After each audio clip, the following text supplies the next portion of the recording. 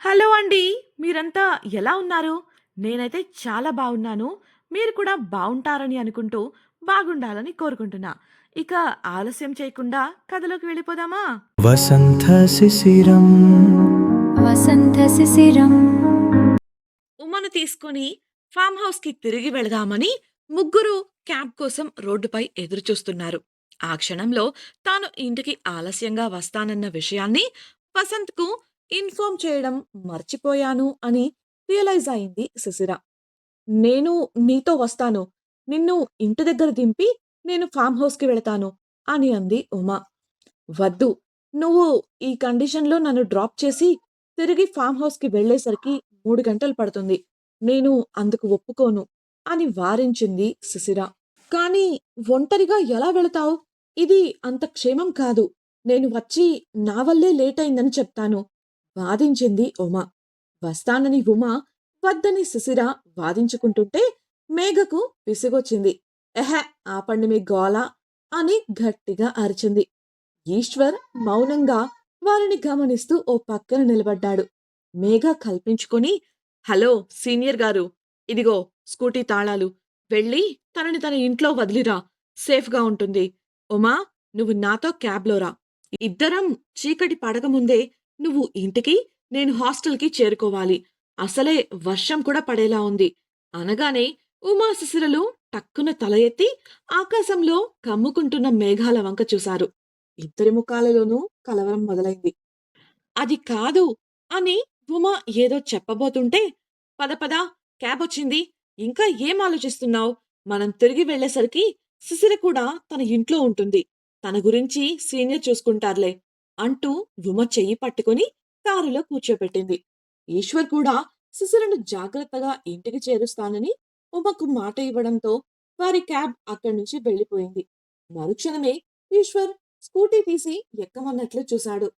పైన ఆకాశంలో మేఘాలు దట్టంగా కమ్ముకుంటుండడంతో కాదనలేక అతడి బండెక్కి అడ్రస్ చెప్పింది శిశిర.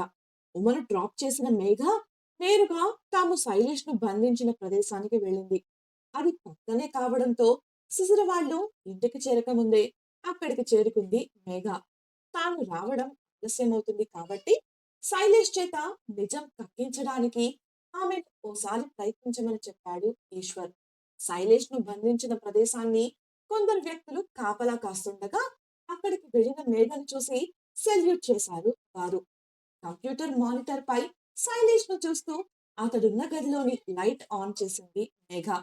మరుక్షణమే శైలేష్, రేయ్ వసంత్ అంటూ తనను బంధించి చిత్రవద చేస్తోంది వసంతే అన్న దృష్టిలో నోటికి వచ్చిన మాటలు అనడం మొదలుపెట్టాడు. సౌమ్య షాపింగ్ పూర్తి చేసుకుని ఆ సంచులతో ఇంటికి చేరేసరికి ఆమె తాతయ్య, అమ్మా నాన్నలు ఎవరో ఓ వ్యక్తితో సరదాగా మాట్లాడుతూ కనిపించారు. ఎవరో అర్థం కాక అయోమయంగా చూస్తూ నిలబడిన సౌమ్యను గమనించింది ఆమె తల్లి భవాని. అరే, సమయానికొచ్చావు సౌమ్య. మ్యాట్రిమోనీ నుండి కొన్ని సంబంధాలొచ్చాయి. చూద్దువు గాని రా అంటూ కూతురిని తీసుకువెళ్లి పక్కనే కూర్చోబెట్టుకుంది. ఇవన్నీ మన హోదాకు తగిన సంబంధాలు. మేము, మీ తాతయ్య ఈ ఫోటోలు పక్కన పెట్టాం. చూసి నీ అభిప్రాయం చెప్పు అంటూ ఓ 10 ఫోటోలను ఆమె చేతికి ఇచ్చాడు బలరాం. వీళ్ళేంటి మరి ఇంత ఫాస్ట్‌గా ఉన్నారు? ఇలా అయితే వసంత శిశువులు విడిపోకుండానే నాకు పెళ్లి ఫిక్స్ అయ్యేలా ఉంది. ఏదో ఒకటి చెయ్యాలి అని మనసులో అనుకుంటూ పైకి మాత్రం పెదవులపై నవ్వు తెచ్చుకుంది సౌమ్య. తండ్రి చేతి నుండి ఫోటోలు తీసుకొని చూస్తూ ముఖంలోని నవ్వును కొద్ది కొద్దిగా తగ్గించింది. ఎలా అంటే ఆ ఫోటోలలోని వరులు తనకు నచ్చలేదు అన్నట్లుగా. అదే విధంగా అర్థం చేసుకున్న బలరాం వర్మ, ఇదిగో మేనేజర్ గారు, ఈ సంబంధాలు మా సౌమ్యకు నచ్చలేదు. మరోసారి వచ్చేటప్పుడు మా సౌమ్యకు నచ్చే విధమైన అబ్బాయి ఫోటోతో రావాలి మరి అని చెప్పాడు. అలాగే వర్మగారు అంటూ అతడు లేచి వెళ్ళిపోగా ఇప్పటికి తప్పించుకున్నందుకు కొండంత సంతోషాన్ని పొందింది సౌమ్య. ఆమె మోములోని ఆ సంతోషం రాజేంద్రవర్మ కంటపడింది. అప్పటికి మౌనం వహించి తనకు బయట కాస్త పని ఉందని చెప్పి వెళ్ళిపోయాడు. తన క్యాబిన్ లో పని చేసుకుంటున్న వసంత్ కు ఛాయ ఫోన్ చేసి శిశిర ఇంకా ఇంటికి రాలేదన్న విషయాన్ని తెలియజేసింది. ఆమె ఫోన్ కు కాల్ చేస్తే నెట్వర్క్ పరిధిలో లేదంటూ మెకానికల్ స్వరం వినిపించింది. డ్రైవర్కు ఫోన్ చేయగా కాలేజ్ దగ్గర చాలాసేపు ఎదురు చూశానని, మేడం కనిపించలేదని చెప్పాడు. ఫామ్ హౌస్ దగ్గర కూడా లేరు అని జంకుతూ సమాధానమిచ్చాడు. ఆమె ఎక్కడికెళ్ళుంటుంది అని వసంత్ ఆలోచిస్తుంటే నీరసంగా వాడిపోయిన ముఖంతో ఆ గదిలో అడుగుపెట్టాడు భాస్కర్. అతడి ముఖం చూసిన వసంత్కు తాము ఈ టెండర్ కూడా కోల్పోయామని అర్థమై పట్టరాని కోపం వచ్చింది. ఇంత పకడ్బందీగా ప్లాన్ చేశాక కూడా టెండర్ డేటా ఎలా లీక్ అయింది అన్నది అతడికి అర్థం కావడం లేదు. ఒకవేళ శిశిర కానీ రాత్రి మళ్ళీ నా స్టడీ రూమ్కి వెళ్ళిందా, తానే డేటా లీక్ చేసి నాటకాలాడుతోందా అన్న అనుమానాలు కలిగి వెంటనే ఆవేశంగా ఇంటికి బయలుదేరాడు. గంట ప్రయాణాన్ని అరగంటలో ముగించినంత వేగంలో ఇంటికి చేరుకున్న అతడు నేరుగా హాల్లో ఉండే సీసీ కెమెరా ఫుటేజ్ పరిశీలించడానికి సర్వర్ గదికి వెళ్ళాడు. తోటలో తిరుగుతున్న ఛాయ అది గమనించి గబగబా అతని వెంట వెళ్ళింది. యజమానిని చూడగానే అప్రమత్తమవుతున్న ఉద్యోగిలాగా. వసంత్ ఫుటేజ్ కోసం చూస్తుంటే విషయం అర్థమై ఏమైనా తీసుకురమ్మంటారా సార్ అంటూ అతి వినయం ప్రదర్శించింది. అవసరం లేదు, నువ్వెళ్ళు అన్న వసంత్ రాత్రి జరిగిన ఫుటేజ్ కోసం చూశాడు. అంతలో సడన్ గా సర్వర్ రూమ్ లో పవర్ పోయింది. విసుగ్గా పక్కకు చూసిన అతడికి గుమ్మంలో నిలబడి కనిపించింది ఛాయ. రాత్రి డ్యూటీలో ఉంది నువ్వేనా అని వసంత్ అడిగితే, లేదు సార్, నిర్మల ఉంది. ఎందుకు అడిగారు సార్ అని ఛాయ అడిగింది. రాత్రి సమయంలో నా స్టడీ రూమ్కి ఎవరైనా వెళ్ళారా అని నిర్మల గారిని అడగండి. కుదిరితే ఆవిడ్ని ఓసారి నన్ను కలవమని చెప్పండి అని చెప్పాడు వసంత్. అలాగే సార్ అన్న ఛాయ ఏదో చెప్పడానికి సంకోచించి వెంటనే వెనుతిరిగింది. అది గమనించిన వసంత్ విషయం ఏంటి అని అడిగినప్పుడు, అది సార్, రాత్రేమో తెలియదు కానీ అప్పుడప్పుడు అర్ధరాత్రి టైంలో మేడం మీ స్టడీ రూమ్కి వెళ్ళి రావడం నేను చూశాను సార్ అని చెప్పింది. దాంతో దీని వెనుక ఉంది సిసిరే అని అర్థమై వసంత్కు పట్టరాని కోపం వచ్చింది. సరిగ్గా అప్పుడే డ్రైవర్ ఫోన్ చేసి, సార్, మేడంని నేను ఇప్పుడే చూశాను సార్, ఎవరిదో బండి మీద మన ఏరియా వైపే వస్తున్నారు, ఫోటో పంపిస్తున్నాను సార్ అని చెప్పాడు. మరుక్షణమే అతడి నుండి ఫోటో రాగా అందులో శిశిర ఈశ్వర్ బండిపై కూర్చొని కనిపించింది. శిశిరను మరొకరి బండిపై చూసిన వసంత్ పళ్ళు కొరుకుతూ పిడికిలి బిగించాడు. ఇంటిదాకా వచ్చి దించే వరకు వచ్చిందా కదా, ఇంటికి కదా వస్తున్నావు, ఇవాళ అటో ఇటో తేల్చకుండా వదలను. గుడ్డిగా ప్రేమించినందుకు నన్ను పిచ్చోణ్ణి చేస్తున్నావు, చూస్తా అంటూ బయటకు వెళ్ళాడు. అక్కడే ఉన్న ఛాయ, అయితే ఇవాళ సౌమ్య మేడం ఎప్పటినుంచో ఎదురు చూస్తున్న తరుణం వచ్చేసింది అనుకుంటూ అతని వెనుకే బయటకు నడిచింది. సరిగ్గా అదే సమయానికి నిర్మల నైట్ డ్యూటీ కోసం ఇంట్లో అడుగు పెడుతూ కనిపించడంతో, ఇంత మంచి సన్నివేశం నేను మిస్ అవుతున్నా, పోనీలే విషయం చెప్పి ఆ సౌమ్య మేడం దగ్గర ఈసారి ఎక్కువ డబ్బులు గుంజుకోవచ్చు మనసులో సంబరపడింది. నిర్మలకు ఓ మాట చెప్పి శిశిర యొక్క గ్రీన్ హౌస్ నుంచి దోచేసిన కూరగాయలతో సంతోషంగా ఆ ఇంటి నుంచి బయటపడింది. అలా వెళుతున్న క్రమంలోనే ఈశ్వర్ శిశిరలు ఆమెకు ఎదురుపడ్డారు. వెళ్ళు, వెళ్ళు, ఇవాల్టితో నాకు నీ ముఖం చూసే పనే ఉండదు. నీ వల్ల నాకు ఎంత నష్టం వచ్చింది ఇంతకింతకు తీర్చుకుంటాను, లేకపోతే నేను ఛాయనెలా అవుతాను మూతి తిప్పుకొని అక్కడి నుంచి వెళ్ళిపోయింది. ప్రేమ నివాసం గేటు ముందు బండి ఆపాడు ఈశ్వర్. బండి దిగిన శిశిర బ్యాగ్ తగిలించుకుంటూ, థ్యాంక్స్ సీనియర్ అని చెప్పగా, ఇట్స్ ఓకే, జాగ్రత్తగా వెళ్ళు చెప్పి ఆ ఇంటి వంక ఓసారి చూసి అక్కడి నుంచి వెళ్ళిపోయాడు ఈశ్వర్. అప్పటికే చీకటి పడింది.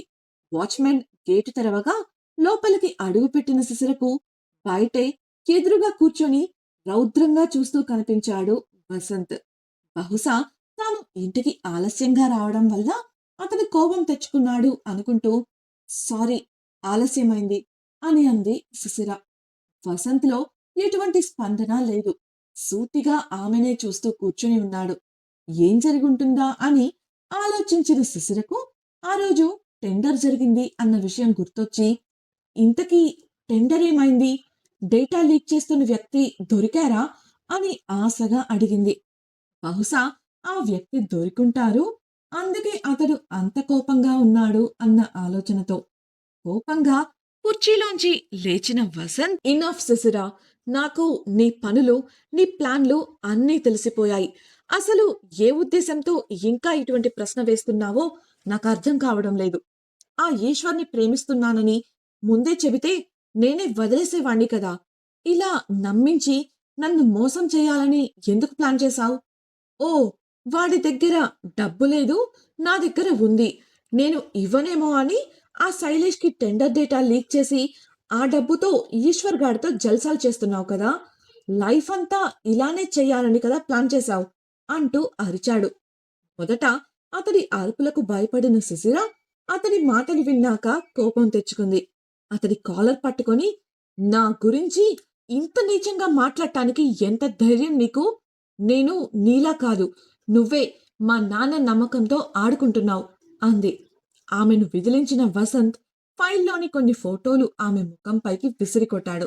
వాటిని చూసిన శిశిర విస్తుపోతూ, ఛీ, ఇలా ఫోటోలను మార్ఫ్ చేయడానికి సిగ్గులేదా నీకు?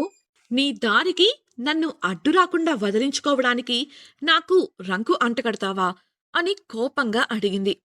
నేను ఫోటోలు మార్ఫ్ చేశానా అన్న వసంత్ వెటకారంగా నవ్వి, కోపం, బాధ, నవ్వు కలగలిపిన భావంతో చూస్తూ, ఇంట్లో నా దగ్గర లవ్ చేస్తున్నట్లు నటిస్తూ కాలేజీలో పబ్లిక్గా వాడితో బరితెగించి రొమాన్స్లు చేసింది నువ్వు.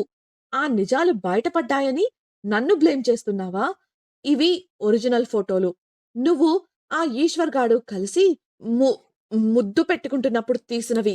ఛీ, సిగ్గులేదా ఇలాంటి పని చేయడానికి? ఇంకా కాదు అని వాదిస్తున్నావు. ఇప్పుడు నిన్ను ఇంటి దగ్గర దింపింది కూడా వాడే కదా! ఇంకేం సాక్ష్యాలు కావాలి నీకు అని ప్రశ్నించాడు. వీరి అరుపులు విన్న నిర్మల కంగారుగా వంటగదిలోంచి బయటకొచ్చింది. సుశిర ఆ రోజు జరిగింది చెప్పబోతుంటే ఆపమన్నట్లు చెయ్యి చూపిన వసంత్, ఇవాళ టెండర్ విషయంలో నీ మాట వినడం నేను నీకిచ్చిన ఆఖరి అవకాశం. అర్ధరాత్రి నా స్టడీ రూమ్‌కి వెళ్ళి కొటేషన్ తెలుసుకుంటే నాకు తెలియదు అనుకున్నావా? నువ్వు నా స్టడీ రూమ్‌కి వెళ్ళినట్లు నా దగ్గర సాక్ష్యాలు కూడా ఉన్నాయి. ఒక్కసారి కాదు, ఇలా చాలా సార్లు చేశావు. నువ్వు చేసిన తప్పులన్నింటికీ శిక్ష అనుభవించి తీరాలి అంటూ అక్కడే నేలపై ఒక వృత్తాన్ని గీసి ఆమె చెయ్యి పట్టుకుని లాగి అందులో నిలబెట్టాడు. శిశిర కోపంగా బయటకు రాబోతుంటే, నీ బిజినెస్ ప్లాన్ నువ్వు నాకు చేసిన నష్టానికి కాంపెన్సేషన్‌గా మారకూడదు అనుకుంటే నేను వేసే శిక్ష నువ్వు అనుభవించి తీరాలి. నా ప్రేమతో, నా వాళ్ళ నమ్మకంతో ఆడుకున్నావు కదా! నిన్ను ఊరికే ఎలా వదులుతాను? కోపంగా చెప్పాడు. తాను చెయ్యని తప్పుకు తన బిజినెస్ ప్లాన్‌ను కాంపెన్సేషన్‌గా తీసుకుంటాను అనడం శిశిరకు కోపాన్ని కలిగించింది. కానీ ఇది కోపం చూపించే సమయం కాదని గ్రహించి, ఈ పనిష్మెంట్ తీసుకుంటే నిజంగానే నా బిజినెస్ ప్లాన్ నాకిచ్చేస్తారా? నా మానాన నన్ను వదిలేస్తారా? అని స్థిరంగా అడిగింది. వసంత్, ఇప్పుడు కూడా నీకు నా ప్రేమ, నువ్వు చేసిన తప్పులు కనిపించలేదు కదా! మనసులో అనుకుని పైకి అవును, ఇస్తాను. నా కోపం తీరే వరకు నేను ఏం చెప్పినా చెయ్యాలి. ఇప్పటికి ఈ రాత్రంతా ఆ సర్కిల్‌లోనే నిలబడాలి. అలా చేస్తే నువ్వడిగింది నేను చేస్తాను అని చెప్పాడు. సరే అన్న శిశిర తన బ్యాగును పోర్టుకో కింద పెట్టి వచ్చి వృత్తంలో చేతులు కట్టుకుని నిలబడింది. కొంతసేపు ఆమెను చూస్తూ నిలబడిన వసంత్ ఏదో కాల్ రావడంతో ఇంట్లోకి వెళ్ళిపోయాడు. నిర్మల అసలు ఏం జరుగుతుందో అర్థం కాక తాను చేసేదేం లేక నిస్సహాయంగా లోపలికి వెళ్ళిపోయింది. నల్లటి మేఘాలు పూర్తిగా ఆకాశాన్ని కమ్మేసి ఉరుములు, మెరుపులు మొదలయ్యాయి. బంగాళాఖాతంలో వాయుగుండం పడి తీవ్రమైన తుఫానుగా మారింది. మెల్లగా వేగం పుంజుకున్న గాలులకు తోడై చిరుజల్లులు మొదలయ్యాయి. ఉరుములు మొదలైన క్షణాన భయంతో పిడికిలి బిగించి ఆకాశం వంక చూసింది శిశిర. అప్పుడే ఓ మెరుపు మెరిసి బలంగా కళ్ళు మూసుకుంది. ఎట్టి పరిస్థితుల్లోనూ తన ప్లాన్‌ను వసంత్ నుంచి తీసుకుని అతనికి దూరంగా వెళ్ళిపోవాలని నిర్ణయించుకుంది. అందువల్ల ఆ రాత్రి తనను చావు అంచుల వరకు తీసుకువెళుతుందని తెలిసి కూడా వసంత్ వేసిన శిక్షను కొనసాగించాలనుకుంది. అదే సమయంలో ఓ ఫ్లైట్ శంషాబాద్ ఎయిర్‌పోర్ట్‌లో ల్యాండ్ అయింది. బూటు సూటు వేసుకొని చలువ కళ్ళద్దాలు పెట్టుకున్న ఓ వ్యక్తి స్టైల్గా ఫ్లైట్ దిగి చిరాకు పడుతూ ఎయిర్పోర్ట్ లాబీకి చేరుకున్నాడు. ఇంతకీ ఆ వ్యక్తి ఎవరు? అతనికి మన కథకి సంబంధం ఏంటి? ఈ రాత్రి శిశిరను చావు అంచులకు ఎందుకు తీసుకువెళుతుంది? అసలు ఇంత పకడ్బందీగా సిద్ధం చేసిన టెండర్ డేటా ఎలా లీక్ అయింది? శిశిర ఈ ప్రమాదం నుంచి ఎలా బయటపడుతుంది? అసలు బయటపడుతుందా? తెలుసుకోవాలనుకుంటున్నారా? అయితే ఛానల్‌ని సబ్స్క్రైబ్ చేసి వసంత శిశిరం నెక్స్ట్ పార్ట్ వినేయండి. అలాగే మీకు ఈ వీడియో నచ్చినట్లయితే లైక్ చేసి మీ స్నేహితులకు షేర్ చేయండి. మీ అభిప్రాయాలను మాతో పంచుకోవడం కోసం కామెంట్ సెక్షన్‌లో తెలియజేయగలరు. ఇట్లు మీ నవలా హృదయం team. Thank you for listening.